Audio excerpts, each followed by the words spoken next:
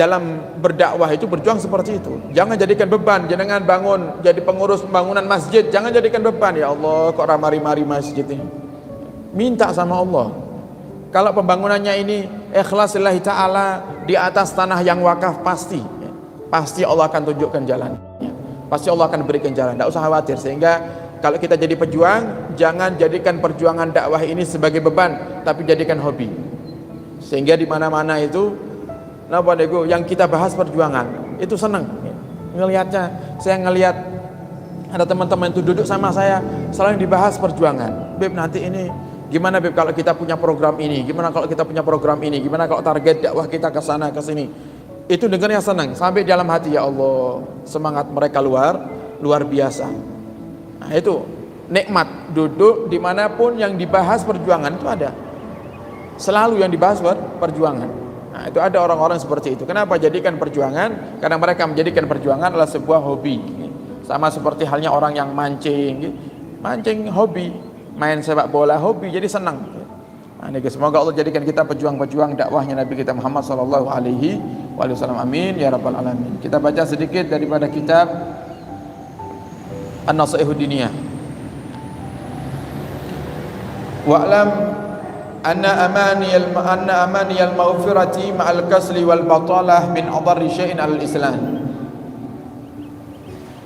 Wa qad fashat ala alsinatil mukhallitin min ahli hadha zaman. Walidzalika tawalna al-kalam fiha raja'an yanfa'allahu bihi man waqafa alaihi minhum. Fayantabih min ghaflatihi wa yastaygid min raqdatihi indama ya'lamu anna ahlan nubuwati wa ahlas salahi kanu fi nihayatil khawfi min Allah. Beliau Imam Haddad mengatakan, ketahuilah bahwasannya berharap ampunan tanpa adanya usaha itu adalah paling bahayanya sesuatu yang dilakukan oleh manusia. Tidak ada usaha minta ampun, istighfar kepada Allah, tapi merasa dirinya sudah diampuni. Itu paling bahaya. Sehingga dikatakan oleh Nabi kita Muhammad SAW, dosa yang besar itu termasuk diantaranya adalah berbuat dosa di atas dosa. Dan itu yang menjadikan hati kita mati. Dosa yang kemarin belum kita beristighfar kepada Allah, hari ini sudah buat dosa lagi. Itu bikin hati mati. Kalau sudah hati mati, dinasehati model apapun, siapapun yang menasehatinya pasti tidak akan mempan, kecuali Allah berikan hidayah kepadanya. Waqad fasad ala alsinatil mukhallitina min ahli hadzal zaman. Dan ini sudah banyak terjadi, tersebar di penduduk-penduduk bumi di zaman ini, kata beliau Imam Haddad. Mereka santai saja padahal mereka itu banyak dosa. Walidzalika, oleh karena itu kami memperpanjang pembahasan terkait dengan orang-orang yang merasa aman dan merasa dirinya sudah diampuni sama Allah padahal dia tidak pernah minta ampunan kepada Allah. Dalam hatinya, oh Allah kan maha pengampun, oh Allah kan maha pengampun, tapi tidak pernah minta ampunan sama Allah, tidak pernah. Tidak pernah nangis menyesali dosanya, tidak pernah, tapi malah diulang-ulang itu dosa. Na'udzubillah. Sehingga aku panjangkan pembahasan ini, kata Imam Haddad. Tujuannya itu apa? Berharap agar mereka yang kerjaannya seperti itu sadar kalau kita ini butuh Allah, kita ini butuh ampunan Allah, sehingga kita perlu menengadahkan tangan ini minta sama Allah. Allah maghfir dunubi, ya Allah ampunilah dosa kami. Itu perlu. Padahal mereka terkadang juga tahu, kata Imam Haddad itu, anna ahlan nubuwati wa ahlas salah kanu fi nihayatil khauf min Allah. Mereka para nabi dan kaum solihin, orang-orang soleh itu mereka sangat takut sama Allah. Dengan banyaknya amal ibadahnya, mereka tiap hari nangis. Ahli maksiat, istighfar tidak pernah, kemudian ngerasa sudah diampuni dosanya oleh Allah Subhanahu wa taala. Siapa kita? Para nabi saja nangis kok takut sama Allah. Orang-orang soleh saja nangis takut sama Allah, kok kita ngerasa diri kita sudah diampuni sama Allah. Hatta kana nabiyuna Muhammadun sallallahu alaihi wa alihi wasallam yaqul, sampai Nabi kita Muhammad pun berkata, "Lau akhadani Allahu ana wa ibna Maryam bima janat hatan la adzabana summa lam yadlibna syai'an." Seandainya Allah itu menuntut aku dan Ibnu Maryam, Sayyidina Isa alaihi salam, putranya Sayyidah Maryam, bima janat hatani, dengan dosa yang diperbuat oleh dua jari ini. Ini dua jari, yakni as-sababah wal ibham. Nabi isyaratkan ibham wa sababah. Ibham itu ibu jari dan sababah itu jari telunjuk. Seandainya Allah menuntut aku dan Isa putra Maryam daripada dosa kedua jari ini, dosa jari telunjuk dan jari ibu jari ini, la'adzabana, maka Allah Subhanahu wa taala pasti akan menyiksa kami. Nabi ini yang katakan. Mana ada nabi disiksa? Mana ada? Tidak ada. Yang Nabi katakan, seandainya dua jariku ini dan dua jarinya Nabi Isa itu berbuat dosa, kemudian Allah menuntutku, la'adzabana, pasti Allah akan nyiksa kami walaupun kami ini nabi. Tapi tidak mungkin Nabi berbuat dosa, maksum Nabi itu. Cuma ini contoh nih. Contoh lah, kok kita ini yang berbuat dosa banyak ngerasa aman dari siksa.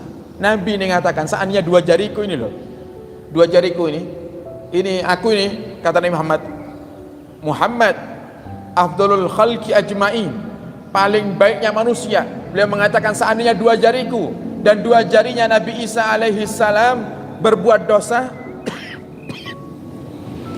la'adzabana, maka Allah akan nyiksa aku, Allah akan nyiksa kami.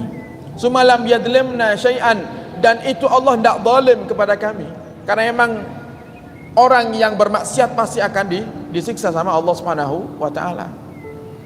Jadi siksa yang Allah berikan kepada kita niku para hadirin, nanti kalau kita ini termasuk orang yang ahli maksiat, naudzubillah, itu bukan karena Allah zalim, itu karena adilnya Allah Subhanahu wa taala.